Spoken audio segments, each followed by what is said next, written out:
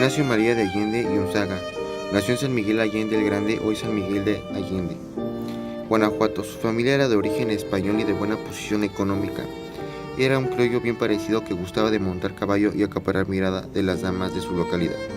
Era inquieto y diestro en las suertes encuestres y muy dado a meterse en discusiones apasionadas. Se casó muy joven, pero enviudó pronto, quedándole un hijo.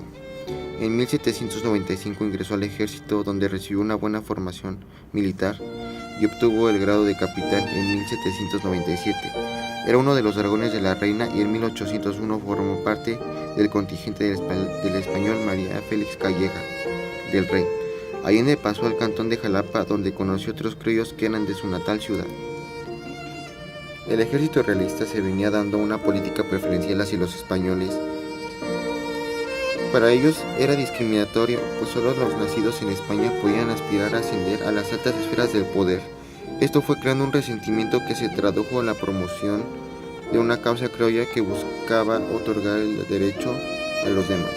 Cuando Allende regresó a San Miguel el Grande, hizo en contacto con personas que se estaban reuniendo para conspirar contra el gobierno español. Reconoció a sus antiguos compañeros de armas, Juan Aldama e Ignacio Abasolo, con quien compartió sus ideas. Se enteró de que en Valladolid, ahora Morelia, se había planeado una conspiración en la que urgió unirse, pero fue descubierta el 21 de diciembre de 1809 y sus participantes fueron arrestados. Los insurgentes fueron conducidos presos a Chihuahua, donde se les juzgó y condenó a muerte. Allende, Aldama y Jiménez fueron fusilados el 26 de junio del mismo año. Sus cabezas junto a la de Hidalgo fueron enviadas a Guanajuato y colocadas en jaulas de hierro que se colgaron en 4 esquinas de la Alhóndiga.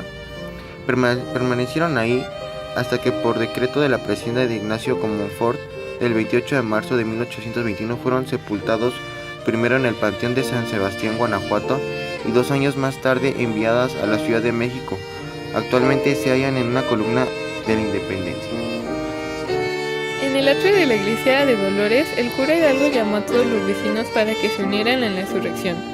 Allende convenció a los soldados regulares del regimiento de la Reina asentado en Guanajuato para que se unieran a la causa. Todos juntos, soldados y vecinos, marcharon hacia San Miguel, pero al pasar por Atotonilco, Hidalgo entró a la iglesia y tomó el estandarte de la Virgen de Guadalupe y se la llevó como bandera. Hidalgo, nombrado ahora general, decidió marchar hacia la ciudad de Guanajuato. El ejército no era sino un enorme grupo de indígenas harapientos que iban saqueando todo a su paso. Allende estaba preocupado, pues el contingente iba aumentando y cada vez se volvía más incontrolable. En el camino se les unieron los hermanos Rayón López. En Guanajuato los españoles y sus familias se atrincheraron en la Alhóndiga de Granaditas, que no era sino un edificio con bodegas para almacenar granos. Al enterarse los insurrectos que dentro se hallaba dinero y joyas, se exaltaron y lo atacaron en la Alhóndiga sin piedad. La matanza de españoles fue tremenda y el pillaje incontenible. Ni Hidalgo ni Allende pudieron evitar el desastre y entre ambos se abrió una brecha de resentimiento y odio. Las noticias corrieron velozmente por todo el virreinato y las autoridades iniciaron una campaña para detener a los insurgentes. Estos avanzaron hacia Valladolid, donde se les unieron varios regimientos de soldados de la Reina y un gran número de indígenas. Hidalgo evaluó la situación y decidió marchar hacia la Ciudad de México. Nombró comisionados y representantes que fueran por todo el territorio novohispano extendiendo la idea de la independencia.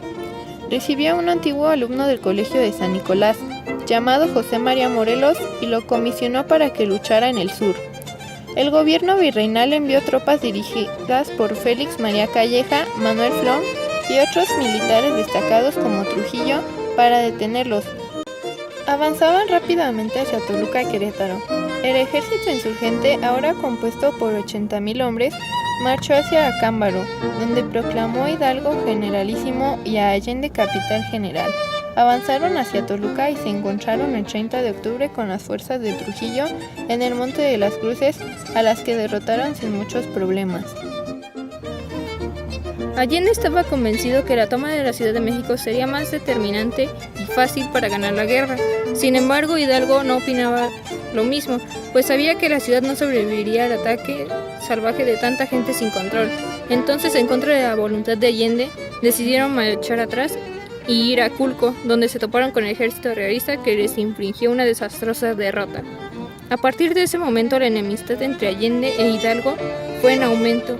Allende llegó a pensar que era necesario envenenarlo para evitar más errores. El ejército se dividió y Allende marchó a Guanajuato, con el ejército de Calleja pisándole los talones. Hidalgo marchó a Guadalajara, donde fue recibido con honores.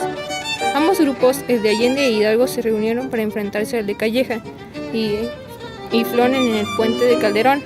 Esta batalla fue determinante, pues cuando todo favorecía al ejército insurgente gracias a las estrategias de Allende, los realistas lograron volar el carro de municiones insurgente y dejarlo sin parque. Los insurgentes tuvieron que retirarse vencidos y encontrarse en la hacienda del Pabellón, cerca de Aguascalientes, donde le fue retirado el mando a Hidalgo. En Saltillo el ejército se dividió, la mayor parte se quedó con Ignacio Rayón y unos cuantos insurgentes, entre ellos Allende e Hidalgo, marcharon hacia los Estados Unidos, donde pensaban pedir ayuda. Emisarios de Calleja llegaron hasta Maclova, donde se hallaba el insurgente Ignacio Elizondo. Le hicieron ver que la causa de insurgente estaba perdida y que si cooperaba el virrey le concedería el indulto. Elizondo aceptó, por lo cual los insurgentes extenuados llegaron a las norias de Baján, Chihuahua. Se consumó la traición. El 19 de marzo de 1811, Elizondo fingió recibir insurgentes con una valla de 350 soldados, pero en realidad los apresó. Allende y su hijo se resistieron, por lo que se inició una pelea y el joven fue muerto de un tiro. Miguel Hidalgo y Costilla. Miguel Hidalgo y Costilla nació en Guanajuato el 8 de mayo de 1753. Sus padres fueron Cristóbal Hidalgo y Costilla y Ana María Gallaga. A los 17 años se convirtió en maestro de filosofía y teología. En 1778 se ordenó sacerdote. En la madrugada del 16 de septiembre de 1810 lanzó el famoso grito de Dolores, aregando al pueblo a tomar las armas y luchar contra los españoles que apoyaban al José Bonaparte como nuevo rey de España. El cura Hidalgo lideró un ejército patriota y organizó un gobierno en Guadalajara. Aquí decretó la abolición de la esclavitud y derogó los tributos indígenas, pero los realistas recuperaron posiciones y los derrotaron en la batalla del puente de Calderón, que fue el 17 de enero de 1811. Hidalgo intentó escapar a Estados Unidos, pero fue capturado y traicionado. Murió fusilado en Chihuahua el 30 de julio de 1811. Su último día ha sido descrito así. Vuelto a su prisión, le sirvieron un desayuno de chocolate y habiéndole tomado, suplicó que en vez de agua se le sirviese un vaso de leche. Un momento después, se le dio aviso de que era llegada la hora de marchar al suplicio. Lo oyó sin alteración, se puso en pie y manifestó estar pronto a marchar. Salió en efecto del odioso cubo en donde estaba, y habiendo avanzado 15 o 20 pasos de él, se paró por un momento porque el oficial de la guardia le había preguntado si alguna cosa se le ofrecía que disponer por último. A esto contestó que sí, que quería que le trajeran unos dulces que había dejado en sus almohadas. Lo trajeron en efecto, y habiéndole distribuido entre los mismos soldados que debían hacerle fuego y marchar a su espalda, los alentó y confortó con su perdón y más dulces palabras para que cumplieran con su oficio, y como sabía muy bien que se había mandado que no dispararan sobre su cabeza y temía padecer mucho, porque aún era la hora del crepúsculo y aún no se veía claramente los objetivos, concluyó diciendo: la mano derecha que pondré sobre mi pecho será, hijos míos, el blanco seguro donde habéis de dirigir. Miguel Hidalgo en el año 1778 fue ordenado sacerdote y en 1803 se hace cargo de la parroquia de Dolores en Guanajuato. Se preocupó por mejorar las condiciones de sus feligreses, casi todos indígenas, enseñándoles a cultivar viñedos, la cría de abejas y a dirigir pequeñas industrias de loza y ladrillos. En 1809 se unió a una sociedad secreta formada en Valladolid, cuyo fin era reunir un congreso para gobernar la Nueva España, en su caso obtener la independencia del país. Descubiertos los conjurados, la insurrección se trasladó a Querétaro, donde se reunió con Allende. El 16 de septiembre de 1810, llevando un estandarte con la imagen de Nuestra Señora de Guadalupe, patrona de México, lanzó el llamado Grito de Dolores, que inició la revuelta y, acompañado de Allende, consiguió reunir un ejército formado por más de 40,000 mexicanos. Tomaron Guanajuato y Guadalajara, pero no consiguieron llegar a la Ciudad de México. El día 11 de enero de 1811 fue derrotado cerca de Guadalajara por un contingente de soldados realistas. Escapó hacia Aguascalientes y Zacatecas, pero fue capturado y condenado a muerte. Su cabeza, junto con Allende y otros insurgentes, se exhibió como castigo en la Alhóndiga de Granaditas de Guanajuato.